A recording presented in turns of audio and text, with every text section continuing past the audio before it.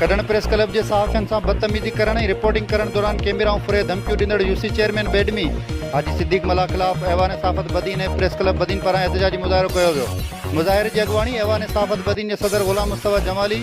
HU जे unit Badin जे सदर इमरान अब्बास ख्वाजा कई। इन मौक़े ते सहाफ़ियुनि यूसी चेयरमैन खिलाफ़ ज़ोरदार नारेबाज़ी कंदे SSP बदीन खां मुतालबो कयो त सहाफ़ियुनि खां कैमराऊं फुरण ऐं धमकियूं ॾींदड़ यूसी चेयरमैन ते केस दाख़िल करे कानून जे कटिड़े में आंदो वञे ऐं सहाफ़ियुनि खे तोहफ़त फ़राहम कयो वञे, न त पूरे ज़िले में यूसी चेयरमैन खिलाफ़ एहतजाजनि जो सिलसिलो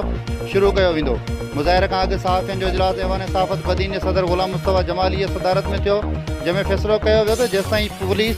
यूसी चेयरमैन खिलाफ़ केस दाख़िल न कंदी तेसिताईं एहतजाजी मुज़ाहिरनि जो सिलसिलो जारी रहंदो।